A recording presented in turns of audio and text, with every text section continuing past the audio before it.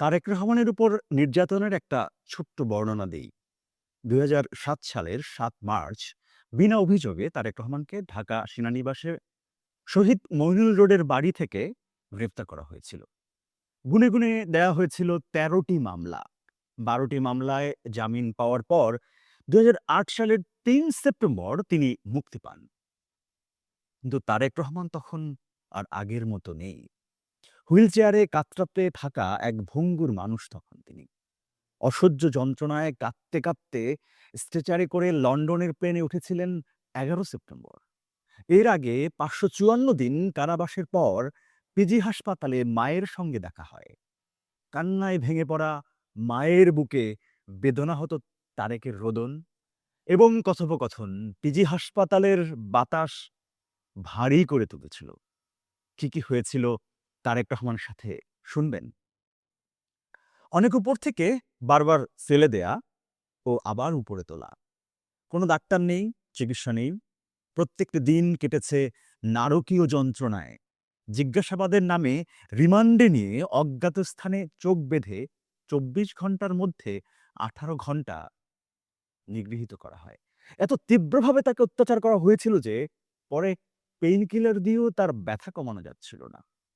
নির্যাতনে তারেকের মেরুদণ্ডের ৬ এবং ৭ নম্বর হাড় ভেঙে যায়। মেরুদণ্ডের ৩৩টি হাড়ের দূরত্ব কমে গিয়েছিল। চোখে, হৃদযন্ত্রে নানা সমস্যা দেখা দিয়েছিল। হাতের আঙুলের নখ উঠিয়ে ফেলা হয়েছিল। এর মাঝে হাসপাতালের প্রিজন সেলে টয়লেটে পড়ে গিয়ে মাথায় প্রচণ্ড আঘাত পান তিনি। একটি মানুষকে পুরোপুরি ধ্বংস করতে যা অত্যাচার করা লাগে তাই করা হয়েছিল। রিমান্ডে নিয়ে ডিজিএফআই অফিসে নিয়ে যাওয়া হয়। ডিজিএফআই এর অফিসাররা তখন তার অর্জিত সকল অবৈধ সম্পদের তথ্য পাওয়ার জন্য উদগ্রীব ছিল। ভদ্র জিজ্ঞাসাবাদের মাধ্যমে তাদের চাহিদা ও ধারণা অনুযায়ী বিশাল সম্পদের কোনো বিবরণ না পেয়ে তারা এক্সট্রিম টর্চারের পদ্ধতি প্রয়োগের সিদ্ধান্ত নেন। এটা তো জিয়া পরিবারের একজনের গল্প। খালেদা জিয়া এবং তার ছোট ছেলেকেও একই রকম অত্যাচারের মধ্যে দিয়ে যেতে হয়েছিল। আজ হঠাৎ কেন এই কথা? কারণ আছে। গণমাধ্যমের খবর অনুযায়ী আলোচিত ১১ অধ্যায়ের অন্যতম বিতর্কিত চরিত্র সাবেক সেনা কর্মকর্তা লেফটেন্যান্ট জেনারেল অবসরপ্রাপ্ত মাসুদ উদ্দিন চৌধুরী অবশেষে আইনশৃঙ্খলা বাহিনীর হাতে গ্রেপ্তার হয়েছে। সোমবার রাতে রাজধানীর বারিধারা বিওসিএসের বাসা থেকে তাকে আটক করে ঢাকা মহানগর গোয়েন্দা পুলিশ। এই যে তারেক রহমানকে পুরোপুরি শেষ করে দিতে চেয়েছিল, এদের অন্যতম এক হন্তারক হলেন এই মাসুদ উদ্দিন চৌধুরী। তিনি ছিলেন নাটের গুরু। তবে বিস্মিত হবেন এটা জেনে যে তারেক রহমান অর্থাৎ জিয়া পরিবারের আত্মীয় কিন্তু এই মাসুদ উদ্দিন চৌধুরী। খালেদা জিয়ার ছোট ভাই সাইদ ইস্কান্দারের ভাইরা ভাই হলেন তিনি। ১-১১ তৎকালীন সেনাপ্রধান মঈনু আহমেদের ঘনিষ্ঠ সহযোগী হিসেবে তিনি কার্যত গুরুতর অপরাধ দমন সংক্রান্ত জাতীয় সমন্বয় কমিটির প্রধান ছিলেন। এই কমিটির মাধ্যমে যৌথ বাহিনী পরিচালিত হয়ে দেশের শীর্ষ রাজনৈতিক এবং ব্যবসায়িকদের গ্রেপ্তার, জিজ্ঞাসাবাদ এবং দুর্নীতির মামলায় জড়ানোর প্রক্রিয়া চালানো হয়। গোয়েন্দা হেফাজতে নিয়ে তারেক রহমানের উপর অমানবিক নির্যাতনের অভিযোগ আজও রাজনৈতিক বিতর্কের কেন্দ্রে রয়েছে। সেখানে মাসুদ উদ্দিন চৌধুরীর মুখ্য ভূমিকা নিয়েও আলোচনা নানা সময় ছিল। ২০০৮ সালে সশস্ত্র বাহিনীর প্রিন্সিপাল স্টাফ অফিসার থেকে অস্ট্রেলিয়ার বাংলাদেশ হাই কমিশনে কমিশনার হিসেবে নিয়োগ দেওয়া হয়। পরবর্তীকালে একাধিকবার তার মেয়াদ বাড়ানো হয় এবং ২০১৪ সাল পর্যন্ত তিনি অস্ট্রেলিয়ার বাংলাদেশের হাই কমিশনার হিসেবেই নিযুক্ত ছিলেন, মানে দায়িত্ব পালন করেছিলেন। পরে অবসর গ্রহণ করেন।